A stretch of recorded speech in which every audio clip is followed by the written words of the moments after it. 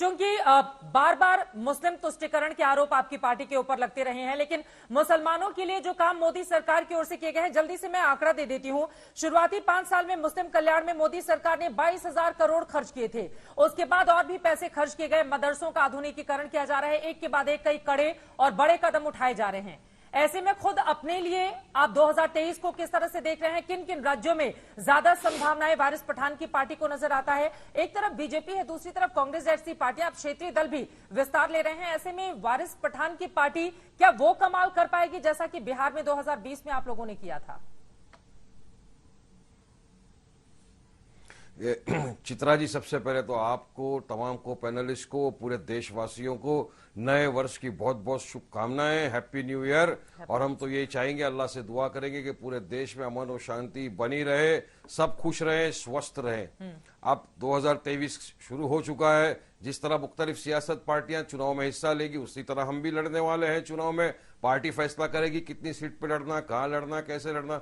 मगर यकीन बात है, अभी हम गुजरात में लड़े, दिल्ली में लड़े, तो इंशाल्लाह मध्य प्रदेश, राजस्थान, हर तरफ चुनाव लड़ेंगे। और हमारे सामने तो चुनाव दोनों तरफ, एक तरफ भाजपा है हमारे लिए, दूसरी तरफ ये दो सेकुलर पार्टी है, कांग्रेस, आम आदमी, इनसे दोनों से हमारी टक्कर है। अब भाजपा ने तो अपना चुनावी एजेंडा था वो पूरा तरह क्लियर कर दिया। उनकी तो जो भाजपा की मेंबर ऑफ पार्लियामेंट थी प्रज्ञा ठाकुर, उन्होंने तो बता दिया कि छुरियां तेज करके रख दो घर में, जिस तरह सब्जी काटते हैं उसी तरह दुश्मनों की गर्दन काटनी है। तो वो तो सब तैयारी में लग गए हैं। भाजपा तो चुनाव इसी मुद्दे पे शायद लड़ेगी भी, क्योंकि विकास के नाम पे तो भाजपा जीरो है, विकास के नाम पे तो उनको चुनाव लड़ना नहीं है। और दूसरी तरफ कांग्रेस को आप देख लीजिए, तो वो भी सॉफ्ट हिंदुत्व की बात कर रही है। यानी कुल मिला के देश के अंदर कौन सबसे बड़ा हिंदू, उसकी होड़ लग गई है। तो कब चुनाव क्या हिंदुत्व पे लड़ा जाएगा, रिलीजन पे लड़ा जाएगा या डेवलपमेंट पे लड़ा जाएगा? हम तो चुनाव लड़ने जा रहे हैं विकास की बुनियाद पे, पॉलिटिकल एम्पावरमेंट की बुनियाद पे, हिस्सेदारी की लड़ाई लड़ना चाहते हैं। और हमें चाहते हैं डेमोक्रेसी में चुनाव लड़ने से डेमोक्रेसी भी मजबूत होता है, एक एजेंडा है। मगर इनके पास क्या एजेंडा है, तमाम दुनिया वाले, देश वाले देख रहे हैं, और कोई खंडन भी नहीं कर रहा। ना भाजपा के प्रवक्ता खंडन कर रहे हैं इस बात का, ना मोदी जी खंडन कर रहे हैं। ये वही प्रज्ञा ठाकुर है ना, आपको तो याद होगा चित्रा जी, जिन्होंने हेमंत करकर, जो हमारा बहादुर सिपाही आतंकवादियों से लड़ते हुए शहीद हो गया, उसको कहा था मैंने शराब दिया था। मोदी जी ने जब कहा था मैं इनको मन से माफ नहीं किया, और अब तो उन्होंने कह दिया कि छुरी तलवार तेज करके रख दो, दुश्मन की गर्दन काटना है। अब मध्य प्रदेश में चुनाव है, मगर सब खामोश, किसी के मुंह में ये नहीं है कि नहीं उनके खिलाफ कोई अल्फाज करे या खंडन करे। बहरहाल चुनाव लड़ा जाएगा, हम लड़ेंगे विकास के मुद्दे पर। और दूसरी बात यह है कि बीजेपी है, मोदी है तो मुमकिन है, नहीं। मोदी है तो महंगाई भी है, मोदी है तो बेरोजगारी भी है, मोदी है तो पेट्रोल डीजल गैस का भाव आसमान पे छू भी रहा है। क्या किया मोदी जी ने, बताइए मुझे। 2 करोड़ युवाओं को रोजगार देना था, रोजगार तो मिला नहीं। तो चुनाव के वक्त लोग ये भी सब देखेंगे ना, क्योंकि अब जुल्लेबाजी पे चुनाव नहीं चलेगा। देश की जनता चित्रा जी बहुत समझदार हो चुकी है। 23 में हम आ चुके हैं, 24 की तैयारी शुरू हो चुकी है, ठीक है, हम लड़ेंगे। वारिस पठान भी कह रहे हैं कि पुरजोर तरीके से, और साध्वी प्रज्ञा का जो बयान है वो यकीनन एक सांसद का गैर जिम्मेदाराना बयान है। वो मध्य प्रदेश से आती हैं, जहां पर चुनाव भी होने हैं इसी साल। तो इस तरह के बयान के साथ खड़ी है क्या बीजेपी?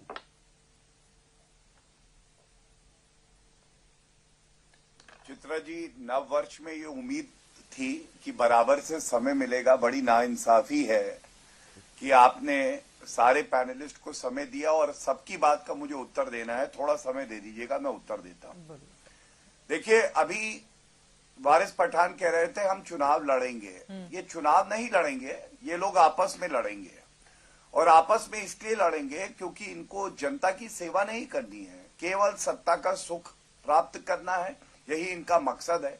और मैं इतना ही कहूंगा, 3, 4, 5 दगे कारतूस अगर एक साथ आ जाएं और मिल जाएं तो वो बम का गोला नहीं बनेगा, उसमें ताकत नहीं आएगी। यही हाल इनका है। अब याद करिए 2014 और 2019 में क्या ये सारी पार्टियां साथ नहीं आई थी? ऐसे हाथ उठा उठा के मोदी जी को कोसते थे, गाली देते थे, लेकिन जनता ने दिखाया किस तरह से हमारी सीटें बढ़ी, 282 से 303 हो गई।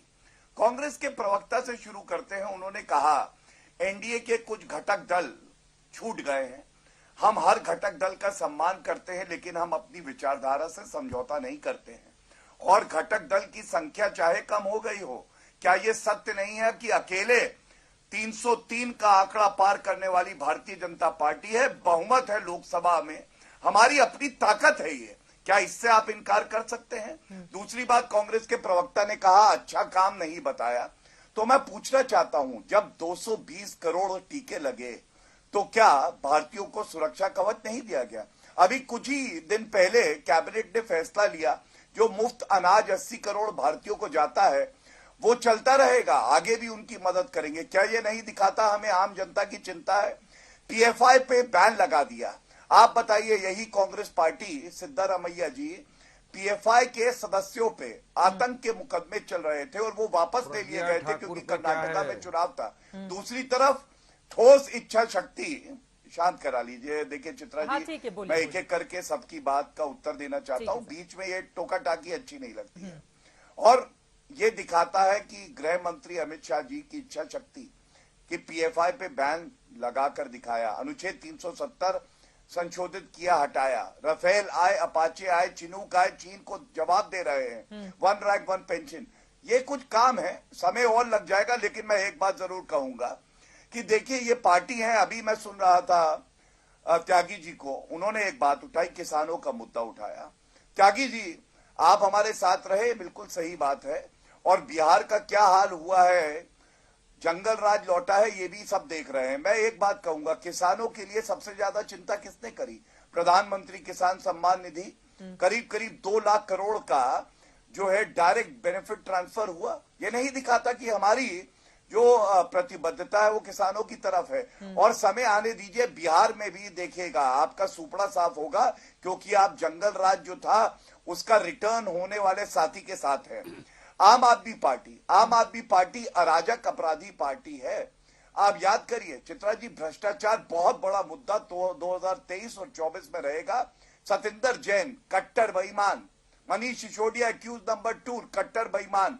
ये लोग केवल बेईमानी करते हैं। और भूलिएगा मत, अरविंद केजरीवाल आज तक पे भी कह चुके हैं, गुजरात के चुनाव में कलम लेके कागज पे लिखा 92 से ज्यादा सीट आएंगी। इतिहास रचा भारतीय जनता पार्टी ने। उनकी कितनी सीटें आई? वो इसलिए नहीं आई क्योंकि जनता इनके भ्रष्टाचार से त्रस्त है।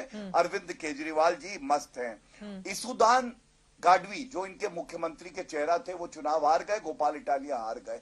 मैं केवल इतना ही कहूंगा, ये आम आदमी पार्टी ऐसी राजनीति करती है जो भ्रष्टाचार को आगे बढ़ाती है और सांप्रदायिक है। अंत में अब आ जाते हैं एआईएमआईएम में। एआईएमआईएम किसी और नेत्री के बयान पे बोले, आपके पैनल में जो सदस्य बैठे हैं वारिस पठान, इनका बयान चला दीजिएगा। हम 15 करोड़ हैं, 100 करोड़ पे भारी हैं। ओवैसी कहते हैं नफरत के मसीहा बन के हिंदुओं को मजा चखा देंगे, 15 मिनट के लिए पुलिस हटा दो। ये क्या था? ये क्या मोहब्बत की भाषा है? और एआईएमआईएम के लिए एक बात और कह दूं, एआईएमआईएम ऐसी पार्टी है जिसके नाम में मुस्लिमीन आता है, जो गैर संवैधानिक है। पहले अपने नाम का मुस्लिमीन हटाएं, सभी भारतीयों की बात करें, तब आगे चर्चा हो सकती है।